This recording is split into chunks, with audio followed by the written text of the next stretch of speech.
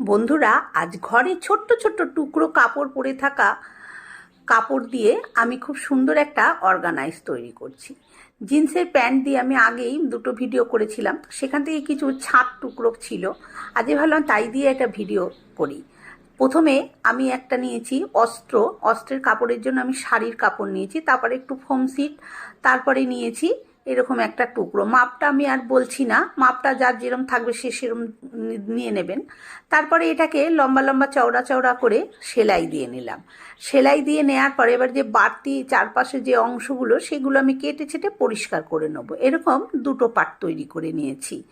এবার একটা চেন লাগিয়ে নেবো। এই চেনটাও ঘরেই ছিল, তবে চেনটা কাপড়ের টুকরোর মাপে ছোট, সেই জন্য আমি চেনটাকে এইভাবে কাপড় লাগিয়ে একটু বড় করে নিলাম। চেনটার নিচের দিকে আর ওপর দিকে এক টুকরো কাপড় লাগিয়ে দু টুকরো দুপাশে লাগিয়ে আমি সেলাই করে নিয়েছি 3 পাশ। তারপরে দেখুন সোজা করে নিয়েছি। এই যে এবারে এটাকে উল্টো করে সোজা কাপড়ের উপরে লাগিয়ে সেলাই করে দিলাম। তারপরে আমি এখানে একটা সরু ফিতের মতনও লাগিয়ে দিয়েছি, সোজা পাটি সেলাইটা দিয়ে দিয়েছি। এই যে ফিতেটা দেখতে পাচ্ছেন।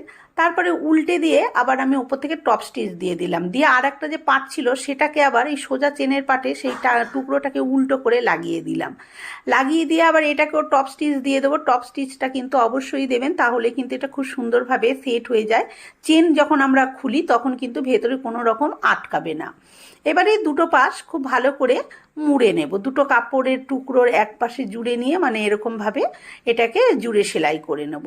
পুরো ভিডিওটা দেখতে চাইলে চ্যানেলে কিন্তু দেয়া আছে, আপনারা দেখে নিতে পারেন। তারপরে এবার দুপাশে আমি 1.5 ইঞ্চি বাই 1.5 ইঞ্চি এরকম দাগ দিয়ে নিয়েছি, দাগ দিয়ে নিয়ে কেটে নিলাম। এবার এটাকে এইভাবে ধরে এখান দিয়ে সেলাই দিয়ে নেবো। আর যেখানে যেখানে সেলাই দিয়েছি সেখানে সেখানে আপনারা চাইলে পটি দিয়ে দিতে পারেন, কিন্তু এটা যেহেতু আমি ফোম সিট জিন্সের প্যান্ট দুটোই মোটা দিয়েছি তাই অনেকটা মোটা হয়ে গেছে, মেশিন চালাতে অসুবিধা হচ্ছে, তাই আমি আর এটাকে কোনো রকম পটি লাগালাম না। আর এখানে পটি না লাগালেও চলবে, যেহেতু জিন্সের প্যান্ট সুতো খোলার ভয় নেই। আর যাই হোক, দেখো কত সুন্দর একটা ব্যাগ তৈরি হয়ে গেল। এবার এর মধ্যে এই যে ছেলে মেয়েদের যে পেন্সিল, স্কেল, রাবার, তারপরে হাইলাইটার, এই যে স্টেপলার থাকে সেগুলো ভরে রেখে দিলাম। ভিডিওটা কেমন লাগলো কমেন্ট করে অবশ্যই জানিও। ভালো লাগলে একটা লাইক শেয়ার করো, আর আমার চ্যানেলটি সাবস্ক্রাইব করে আমার পাশে থেকো। ধন্যবাদ।